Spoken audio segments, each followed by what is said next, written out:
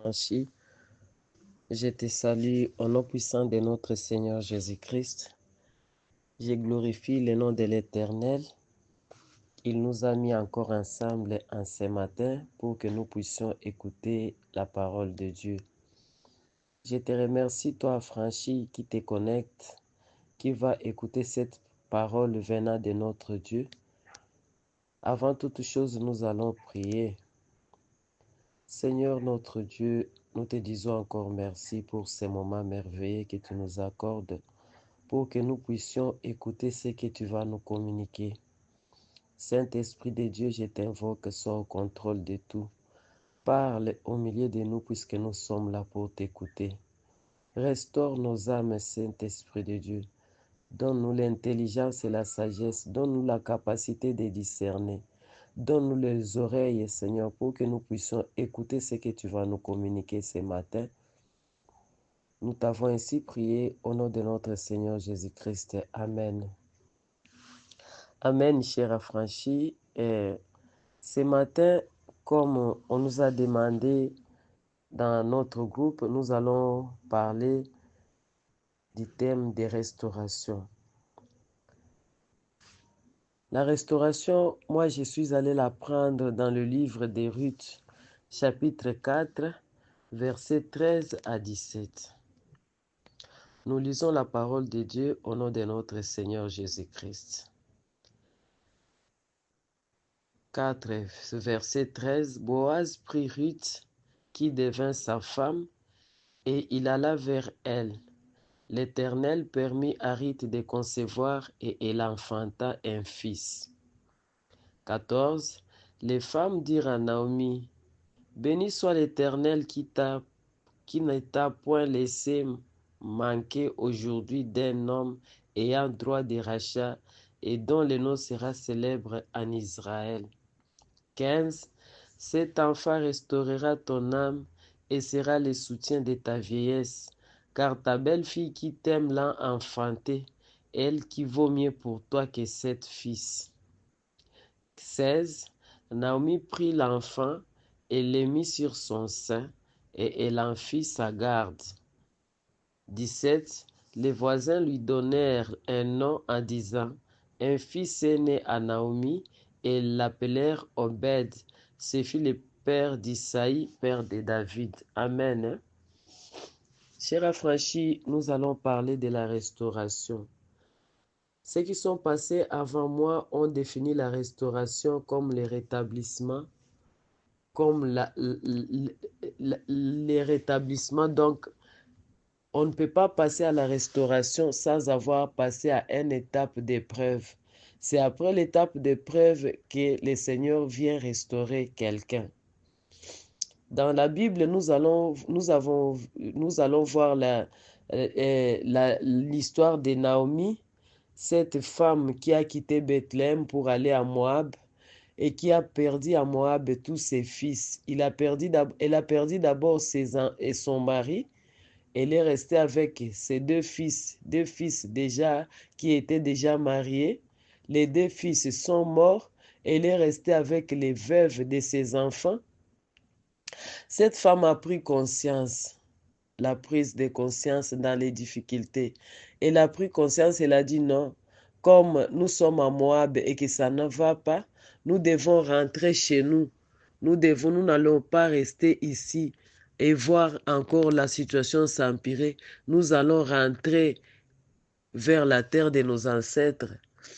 Peut-être là-bas, Dieu nous fera encore grâce. Ils sont rentrés à Bethléem et à Bethléem, ils sont allés voir ce que Dieu avait prévu pour eux. Dieu les a restaurés à Bethléem. C'est pour dire quoi ce matin? C'est pour dire que lorsque nous traversons les difficultés, ayons d'abord la prise de conscience. Lorsque nous prenons conscience des difficultés qui nous entourent, nous allons prendre une décision. Et c'est cette décision-là que nous allons prendre. C'est cette décision-là qui va permettre que nous soyons restaurés.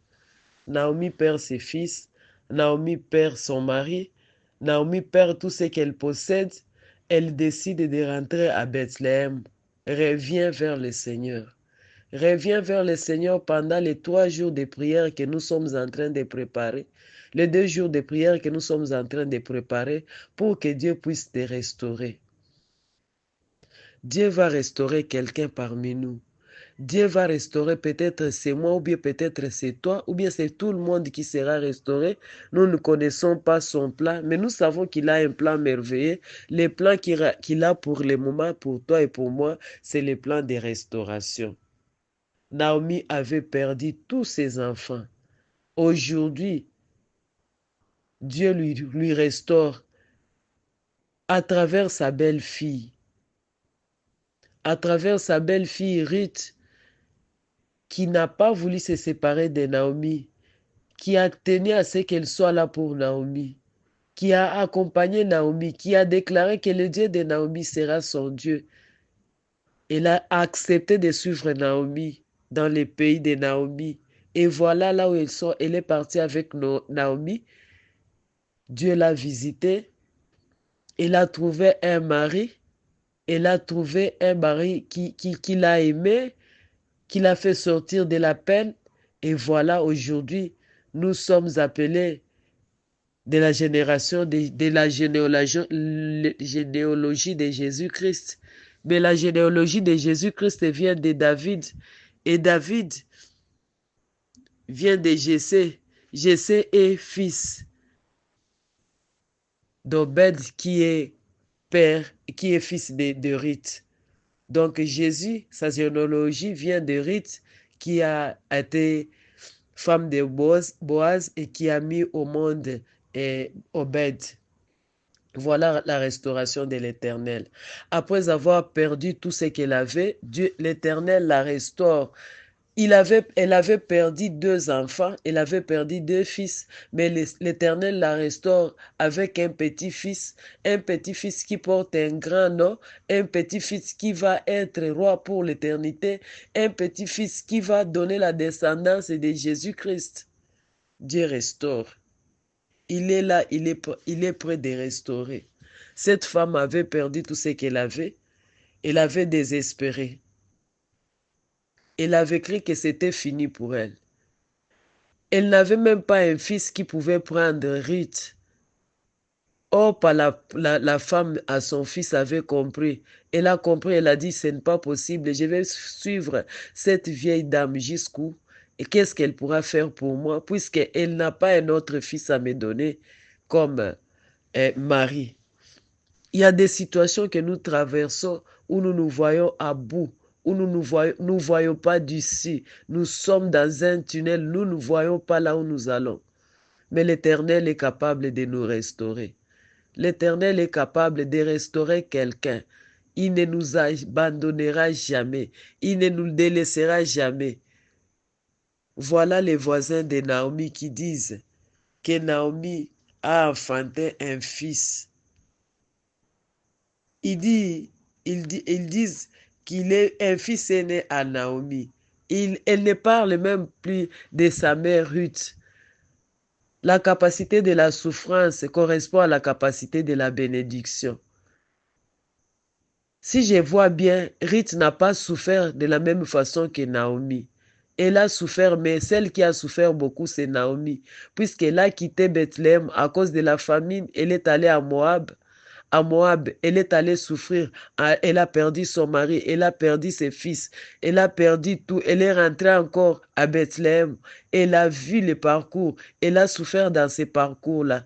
Et voilà aujourd'hui, c'est Ruth qui accouche, mais c'est Naomi qui est glorifiée dans la naissance de ses fils ici. Je voudrais dire à quelqu'un de ne pas se décourager. Je voulais dire à quelqu'un de tenir. Je voudrais dire à quelqu'un de croire en Dieu, d'ajouter encore la foi, que rien n'est impossible devant notre Dieu. Rien n'est impossible. Rien n'est impossible. Qui aurait cru que Naomi trouverait un mari à donner à cette femme ici, puisqu'elle n'était plus à l'âge de mettre au monde. Mais cette femme de Ruth, elle n'a pas désespéré. Elle a suivi sa belle-mère jusqu'à la fin. Et voilà que Dieu l'a récompensée. La restauration. La restauration, c'est le rétablissement après les épreuves, après plusieurs échecs, après plusieurs problèmes, après plusieurs difficultés, Dieu vient pour restaurer. Connecte-toi dans la prière. Nous allons faire 2 jours de prière. Connecte-toi pour que Dieu puisse restaurer nos âmes. Puisque Dieu puisse restaurer la vie d'une personne au milieu de nous. Pour que Dieu puisse faire quelque chose, il a un plan merveilleux. Il a dit qu'il ne nous abandonnera jamais. Il a dit qu'il ne nous délaissera jamais. Il va restaurer quelqu'un parmi nous. Il va restaurer quelqu'un parmi nous.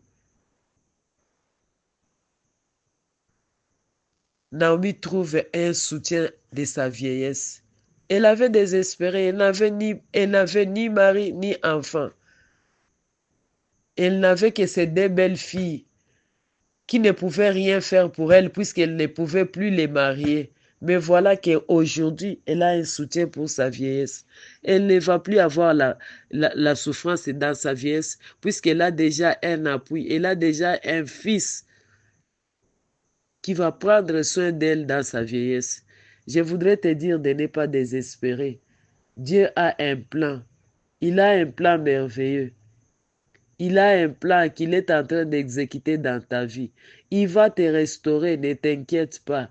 Attache-toi seulement à Dieu comme Ruth s'est attachée à sa belle-mère.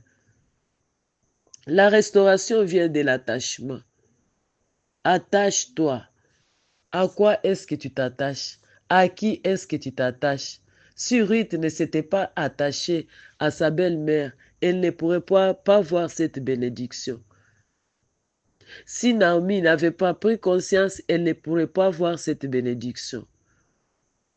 J'ai pris des choses dans ces récits de Naomi et Ruth. J'ai parlé de la prise de conscience, de la décision et de l'attachement. Attachons-nous à Dieu, malgré que nous ne voyons pas clair, malgré que ça ne va pas. Il a un plan merveilleux. Il va le faire. Il ne va pas nous abandonner. Continuons à nous attacher à lui, puisqu'il est le Dieu capable. Que le Seigneur te bénisse pour ce dimanche. Qu'il te donne la force de t'attacher à lui à chaque instant de ta vie, de ne pas désespérer, malgré que ça ne va pas, malgré que ça brûle, malgré que tout se complique, de t'attacher toujours à lui. Je voudrais te dire à toi qui n'a pas encore pris conscience, qui voit les choses comme ça se passe et qui tu vois que c'est normal. Il faudrait apprendre à mettre fin à certaines situations. Les situations ont perduré. Si mama Naomi oyo azalaka mama ya zoba, abungisi mobali, abungisi bana, atelemi te atikali kaka kovanda kuna na Moabe, alingaki mpe akufa kuna, mutu alingaki koyeba histoire na ye aza te. Mais elle a pris conscience. Si il arrive que tu vois que les choses se compliquent, lève-toi dans la prière, prends conscience pour changer les situations. Lorsque tu prends conscience, Dieu va aussi agir. Lorsque tu prends conscience, il y aura un résultat que tu vas sortir. Lorsque tu prends conscience, il y aura un changement qui va intervenir dans ta vie. Que le Seigneur te bénisse. Au nom de notre Seigneur Jésus-Christ, bon dimanche, bon dimanche.